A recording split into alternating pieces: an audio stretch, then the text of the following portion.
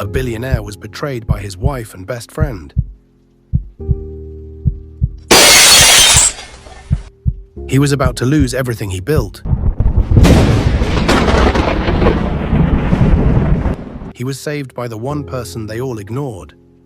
A poor housemaid with a gift that nobody could explain. Your gift is not for show, it's for justice. If you are just tuning into this channel for the first time, please subscribe and give this video a thumbs up. Also share with your friends and family. It means the world to us. Sir, please, I'm begging you, don't leave this house today. Chief Kunle stopped walking. He had just stepped into the hallway. One hand was fixing his expensive watch, the other was holding his car key. But now, standing in front of him and blocking his path, was Kemi the housemaid. She was kneeling on the cold marble floor. Her eyes were red. Her hands were pressed together. She was shaking. "What's this?" Kunle asked quietly. Kemi looked up. Her voice was shaking. "Please, sir, don't go. Something terrible will happen if you step out today." Kunle looked confused. "What are you talking about?" "I had a dream, sir, last night. You were wearing the same clothes. You got in your car and didn't come back. There was blood everywhere. People were shouting your name. Please don't go." Kunle stared at her. The air in the room suddenly felt different. Still, heavy. This wasn't one of those silly dreams that made people laugh. Kemi looked really scared. His phone buzzed in his pocket. Emeka again. He was already late for the investors' meeting. Everything depended on this deal. Billions. "Get up," Kunle said. His voice was low. "This is not the time." "Please, sir," she whispered. She pressed her hands to the floor. "I know I'm only a maid, but I couldn't keep quiet. If I let you go and something happens, I won't forgive myself." Just then, heels clicked on the staircase. Madam Blessing. She came down slowly. Her robe was tied tight around her waist. Her face already had early makeup. She stopped when she saw Kemi on the floor. "What exactly is going on here?" she asked coldly. "She's saying I shouldn't leave the house," Kunle replied. He didn't take his eyes off Kemi. Blessing stepped down and folded her arms. "Why?" Kemi didn't move. "Ma, I had a dream, a very clear one. If he leaves this house today, he won't come back alive." Blessing laughed rudely. "This is why I told you we need to fire this girl. She has now turned into a prophet." "Blessing," Kunle started. "No, let me talk," she snapped. "You have an important meeting this morning. Money is involved. Contracts are waiting. And now a housemaid is stopping you with nonsense dreams. You must be joking." Kemi bowed her head lower. "I'm sorry, Ma, but I had to say it." "Get out of the way," Blessing ordered. Kunle raised his hand. "Wait." Blessing turned sharply. "Wait for what?" He was quiet. His eyes were still on Kemi. There was something about her voice, something honest. She wasn't stuttering. She wasn't trying to impress anyone. She looked like someone who had just seen something she couldn't forget. Then it happened. That feeling. That quiet warning deep in his chest. No noise, no drama. Just a strong feeling. If you step out today, you'll regret it. Kunle stepped back. He walked slowly to the center table. He dropped his car key beside his phone. He turned away from the door. "I'm not going."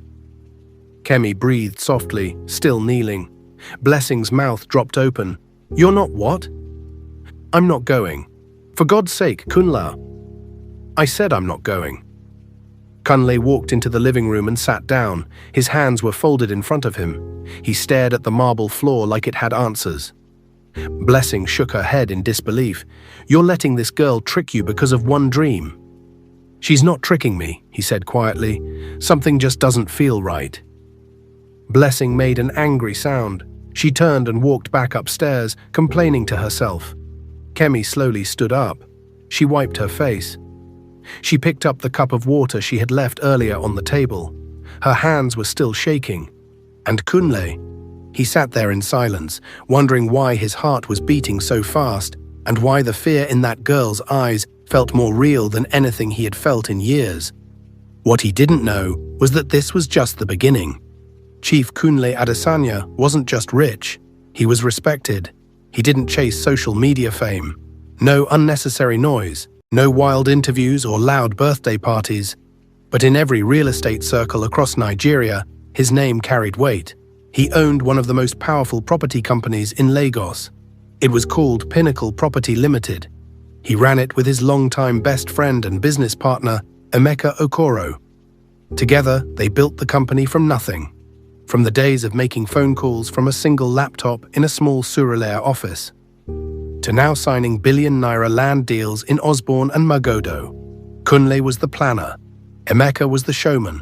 Kunle was calm and careful, a listener who could read silence. Emeka was charming and bold, a risk-taker who always knew how to sell a dream. People admired their friendship, the way they moved like blood brothers. But only Kunle knew that behind the laughter, behind the champagne glasses, behind every contract, they were nothing alike. Still, the company was doing well. Money was flowing. Life was sweet. And then there was home.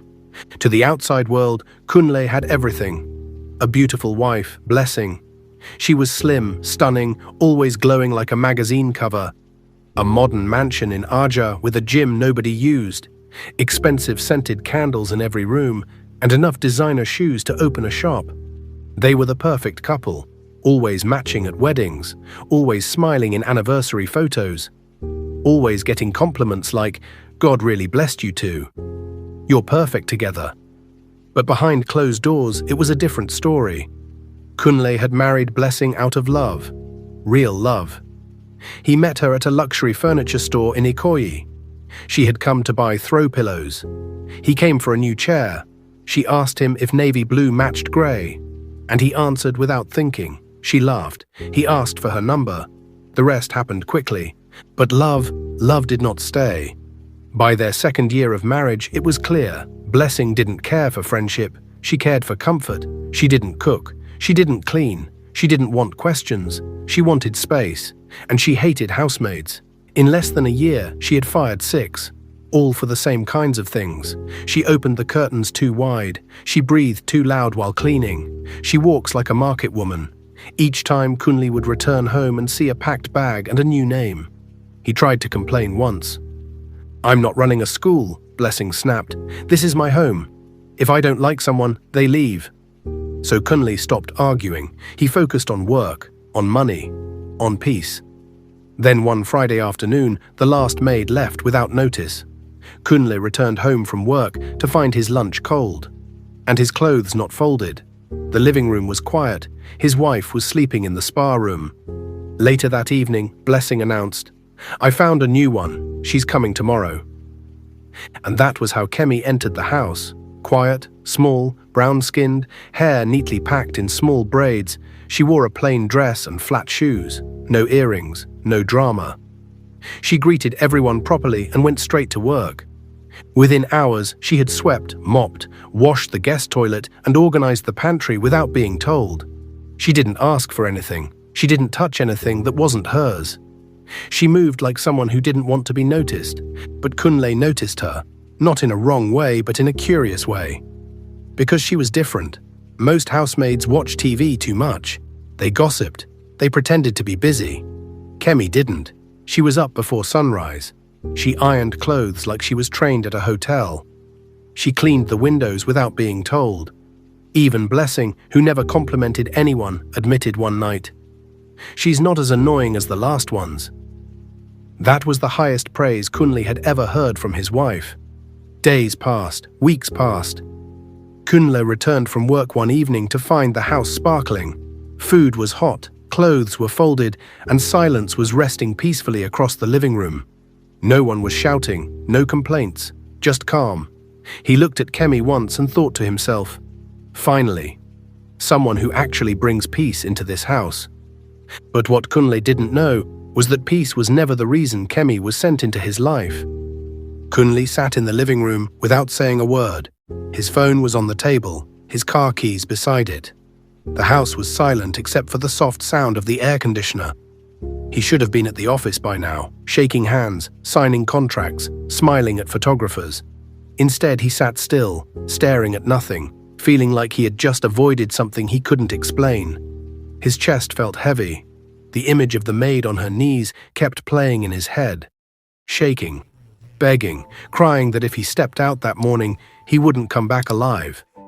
At first it sounded crazy, but now he couldn't shake the feeling that something had truly been waiting for him outside that gate. His phone lit up again.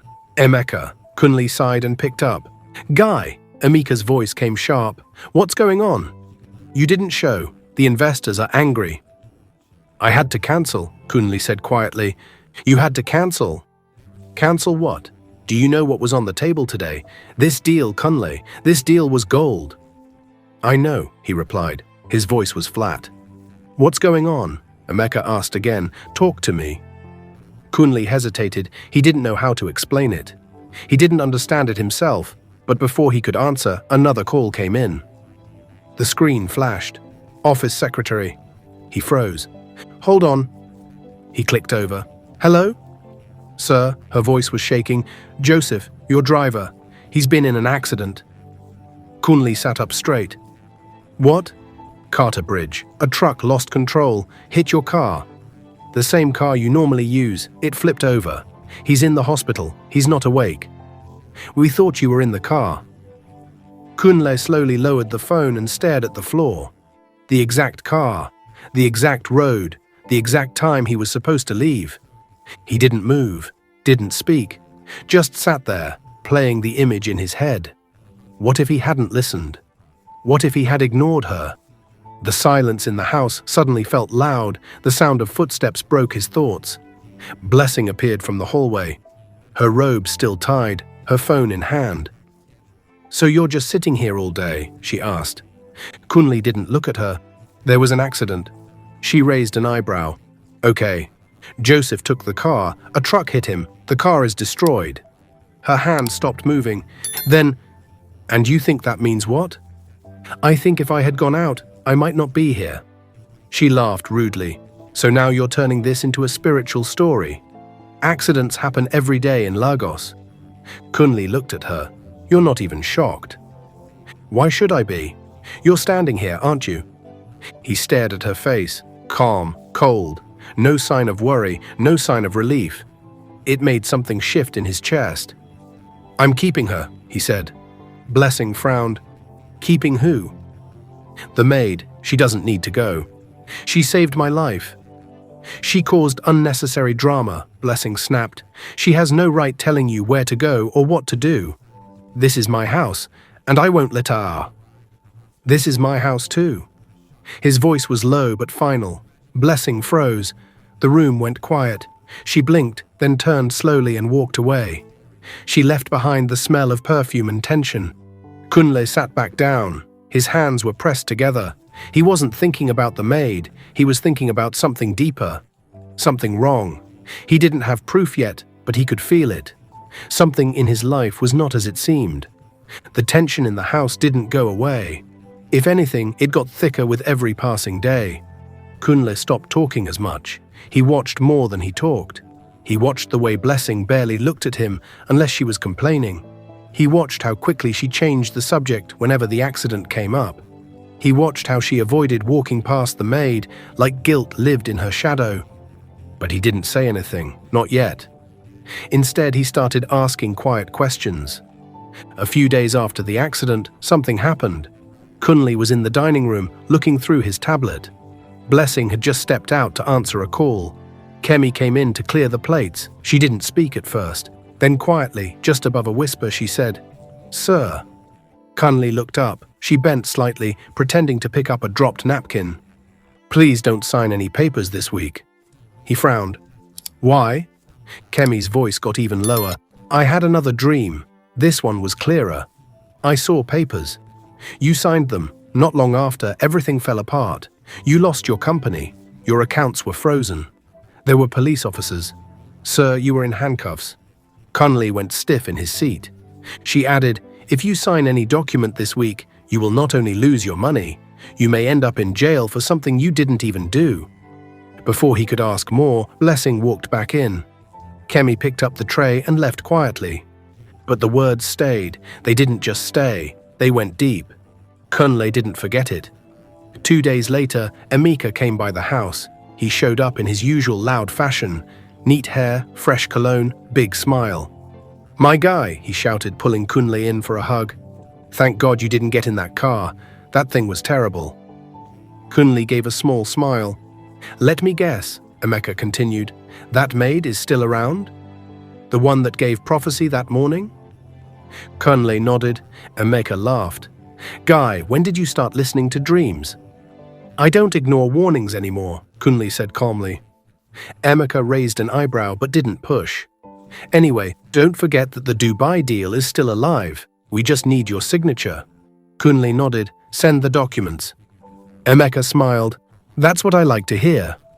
But later that night, when the documents arrived and Kunle opened the folder, his body went tense.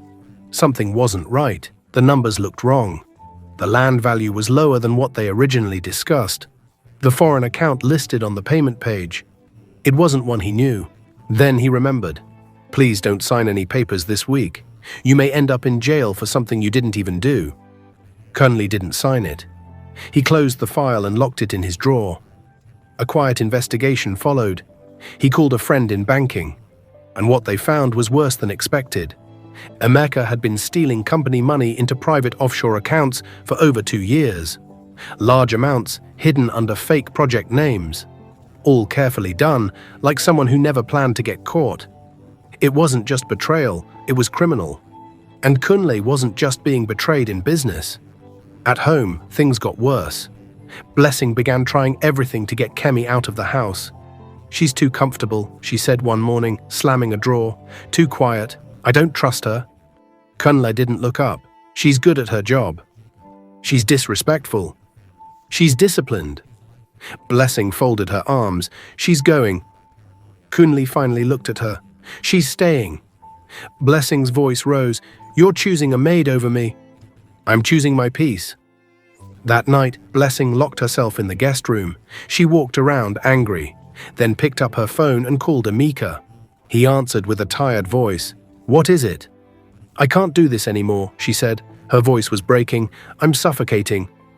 What happened now? He's still protecting that girl. He refused to fire her. She keeps interfering with everything. She's just a housemaid. No, she's not. She's a curse. That girl is watching us. She's ruining the entire plan. Emeka was quiet. Blessing kept going. You told me to marry him. You said if I did, we'd find a way in. Take part of the company, access the money. We've been planning this for how many years, and we're still not there. We're not, she snapped. We've tried everything. You even sent those boys that evening to catch him on a Papa road. Do you remember? I remember. They were armed, Emeka. They waited for hours. And what happened? He changed routes. Again, because of her, Emeka breathed out. She called him, told him to take another way home. It's like she always knows. Every trap we set, he walks around it. Blessing's voice dropped. I'm tired. I hate living here. I hate pretending to be a wife. I hate sharing a bed with a man I don't love. You love me, Emeka said quietly. Yes, she whispered. That's why I did all this. But it's taking too long. It's falling apart. And if something doesn't happen soon, I'm walking away. Saturday evening came quiet and slow. Kunle was on the balcony, going through business reports on his tablet. Blessing walked into the living room in a fitted travel dress. Her scarf was tied loosely around her braids. Her nails were freshly painted. She stood near the staircase, casually checking her phone. I'll be going tomorrow morning, she said. Kunle didn't look up. Where to? Ibadan. Daddy hasn't been feeling well. I need to check on him. He nodded slowly. All right. I should be back Monday. Okay. She waited for more questions. Maybe a hug, a safe trip, anything. But Kunle simply returned to his screen. Something about the silence made her nervous. But she smiled and walked away. Kunle didn't move. He didn't show any emotion. But inside, he was already making a call. Follow her, quietly, don't lose sight, don't interfere, just send me updates. The next morning, she left the house at 7:15 a.m. Her handbag was designer, her smile was soft. She kissed Kunle lightly on the cheek and waved goodbye. By 9:03 a.m., the first update came in. She didn't go to Ibadan, she drove straight to Ikoyi. She checked into a boutique hotel on Broad Street. Kunle read the message without moving. By 9:47 a.m., the second update came. Emeka arrived, cap pulled low, sunglasses, simple black shirt. He didn't check in. He went straight upstairs. Same room. Kunle stared at the photo. Then he sat back slowly. No shock, no panic. The truth had already been beating in his chest for weeks. This was only proof. They didn't come out all day. By 6:20 p.m., Kunle arrived at the hotel in a dark car. He didn't tell his driver why. He didn't need to. He got out calmly, walked in. The receptionist greeted him with a smile. He didn't smile back. "Room 406, he said. She hesitated. "Are you—" Kunle brought out his wallet and dropped 2 thick bundles of money. "I won't be long." She swallowed hard and handed him the spare key. He didn't rush. He didn't knock. He opened the door, and there they were, Blessing in a white bathrobe standing near the small bar, holding a glass of wine. Emeka, shirtless, on the couch, looking at his phone. They both looked up at the same time. Everything froze. The wine glass slipped slightly in Blessing's hand. Emeka stood up too quickly. Kunle didn't say a word. He stepped in, looked at both of them, one after the other, then gently closed the door behind him. Blessing opened her mouth. Nothing came out. Emeka tried to form a smile. "Guy." Kunle raised one hand. "Don't." Emeka froze. Blessing's lip shook. "Kunle, I can explain." "Don't lie," Kunle said quietly. "Not here." She looked at him like a stranger. "You followed me?" "I stopped trusting you 2 months ago," he said, voice low, clear. "Now I know why." Emeka stepped forward. "It's not what you think." "It's exactly what I think," Kunle said. "And worse." There was a long silence. Kunle turned to Blessing. "You married me for this." Her eyes burned. "You never saw me. You were always married to your company." "And you were always married to my bank account," he said. "You and your business partner." Blessing winced. Kunle took one final look at both of them. "I hope it was worth it." Then he turned, opened the door, and left. No noise, no drama, just the silence of a man who had finally seen everything he needed to see. That night he returned home and sat in the study alone. He didn't cry. He didn't break. He made 2 calls, one to his lawyer, the other to the company accountant. Prepare divorce papers and begin the process to buy out Emeka's shares. Immediately, Kunle didn't eat for 2 days. The mansion was full of furniture, but empty of peace. Every polished surface felt like it was mocking him. Every photo on the wall reminded him of how foolish love could be when it's given to liars. He didn't cry. He couldn't. The pain didn't come with tears. It came with silence, the kind that wrapped itself around his chest and refused to let go. The woman he called wife, gone. The friend he would have died for, dead to him. And the maid, still there, sweeping corners, folding bed sheets, serving him food he barely touched. The day the divorce papers came back signed, he didn't react. Blessing didn't even bother showing up. She sent her lawyer. "Tell him I agree to everything," she had said. "Just give me my peace," behind his back, after sleeping beside him every night while plotting his end. She wanted peace. Kunle signed the papers with steady hands, but the fire in his chest was another story. He went back to the house that night and sat alone in the dark. The chandelier was on. The curtains were open, but the house felt like a coffin. He had everything but nothing, and that was when she walked in. Kemi. She didn't knock. She didn't tiptoe. She walked into the living room the way light walks into darkness. Quietly, but impossible to ignore. "I'm leaving tomorrow," she said. Her voice was soft but firm. Kunle looked up from the couch. His throat tightened.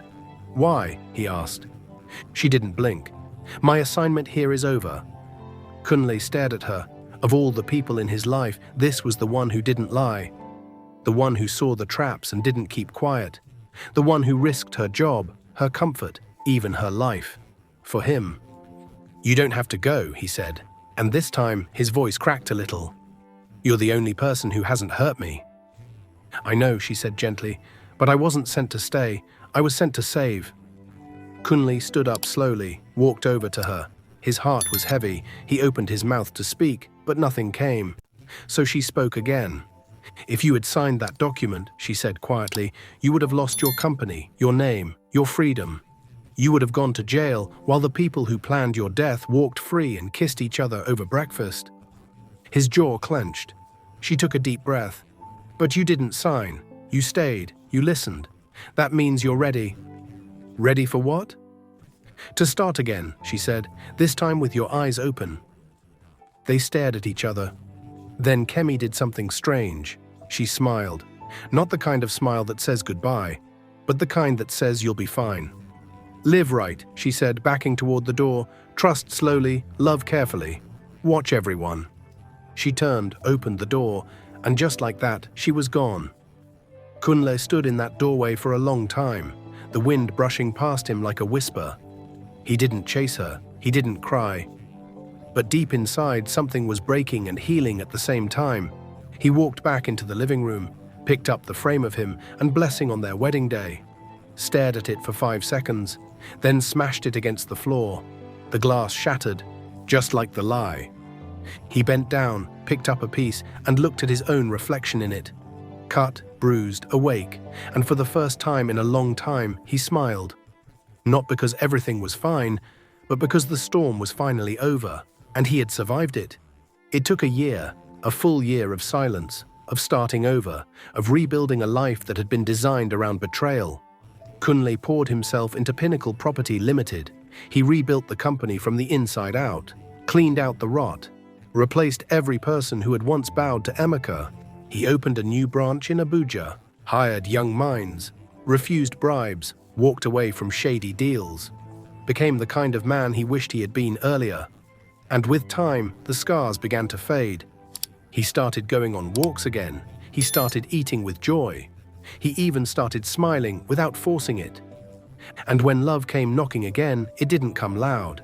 It came gently, through a woman he met at a charity auction who didn't care about his last name or his bank balance. She cared about books, children, all the quiet things. He didn't rush it. He didn't announce it. But when he held her hand one evening under the stars, he knew. This time it was real. Somewhere across town, a small black car pulled up in front of a house with cracked walls and tension in the air. Kemi stepped out, wearing a plain dress and flat shoes, her hair neatly packed, her face calm. She rang the bell. A tired-looking woman opened the door, eyes swollen from days of crying. The woman looked confused. "Are you the lawyer?" "No," Kemi said. "I'm the housemaid." Inside that home, a husband was about to throw away his marriage because of a secretary who had wrapped herself around his world. The woman knew. The man denied it. The marriage was dying.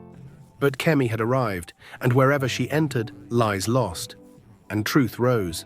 If you enjoyed this story, I'm certain you'll enjoy the next one showing on your screen right now. Please click on the thumbnail to watch the next story. I'd appreciate your support. Like this video, share it with your family and friends, and subscribe to my channel. See you in my next story. Bye.